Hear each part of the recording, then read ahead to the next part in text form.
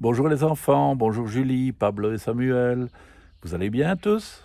On va lire aujourd'hui une histoire très amusante, vous allez voir. Ça s'appelle Le voleur de fromage. Papa éléphant était grand et fort comme un tracteur. Harold était petit et un peu costaud. Harold avait peur de beaucoup de choses, du noir, des fantômes, des abeilles et même des moutons de poussière qu'on trouve sous le canapé. Papa, lui, n'avait peur de rien.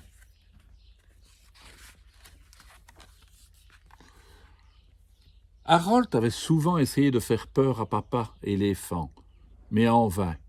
Bouh! Bouh! Bien essayé, dit papa. Bouh! C'est pas juste, soupirait Harold. T'as peur de rien. Pourtant, il y avait une chose qui terrifiait papa éléphant. Un après-midi, ils entendirent un couinement à la porte. « Regarde, papa !» s'exclama Harold. « Un tout petit éléphant !»« Ce n'est pas un éléphant !» hurla papa. « C'est une souris !»« Bien le bonjour, messieurs, dit la souris. Je m'appelle Cornelius J. Parker, de l'agence d'inspection des fromages. Je suis ici pour inspecter vos fromages. »« Nous n'en avons pas !» bégaya papa éléphant. « Si, nous en avons dans le frigo, dit Harold aimablement. Je vais vous montrer. Cornelius J. Parker examina très minutieusement le fromage. Tout est en ordre. Je crains que votre fromage ne soit très dangereux. Cornelius ouvrit sa mallette et en sortit un walkie-talkie. Ils sont tombés dans le panneau. Rejoignez-moi vite.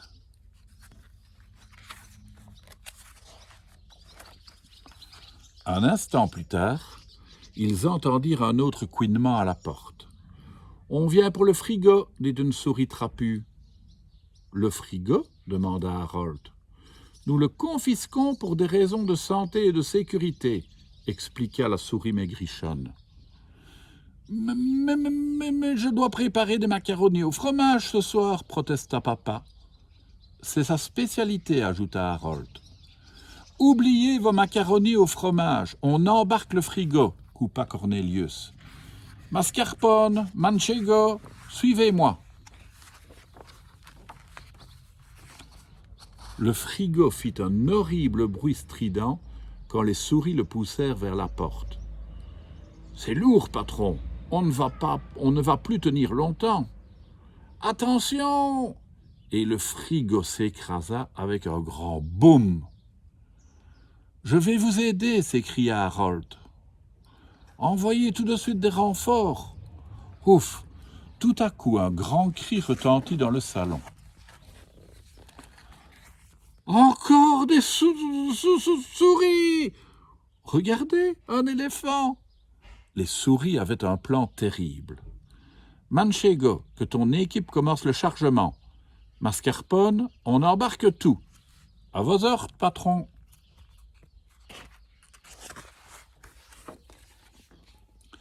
Papa éléphant resta là, sans rien pouvoir faire, tandis que le frigo passait devant lui.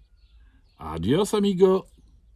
Les souris emportèrent aussi la télé, le téléphone, les poissons rouges, les biscuits, la lampe et même les jouets d'Harold. « Mais c'est à moi !»« Désolé, gamin, le patron a dit de tout embarquer. » À 3, on soulève. 1, 2, 3. Papa éléphant poussa un gémissement quand les souris soulevèrent le canapé. « Oh, hiss !»« Arrêtez, c'est mon papa !» Harold cria de toutes ses forces, mais les souris n'y firent pas attention. C'est à ce moment que maman éléphant apparut.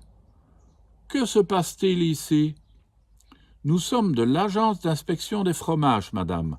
Veuillez nous laisser passer. »« Reposez tout de suite mon mari, sinon !» cria maman éléphant. Tout le monde se figea. « Sinon quoi ?» dit Cornélius en la défiant du regard. La maman d'Harold prit une profonde inspiration et elle envoya valser les vilaines souris. « Hé, ah, oh, attention! Remettez tout en place maintenant et laissez-nous tranquilles. »« Oui, oui, tout de suite, madame. »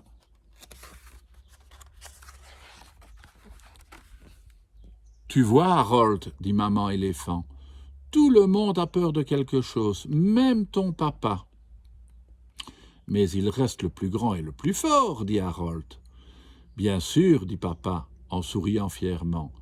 Mais pour ce qui est des souris, c'est maman la plus courageuse. » Et voilà comment maman éléphant a sauvé papa éléphant qui avait peur des souris. Harold, il n'avait pas trop peur, lui. Et toi, t'as peur des souris? Faut pas. Faut se méfier, mais faut pas avoir peur. À demain, les enfants.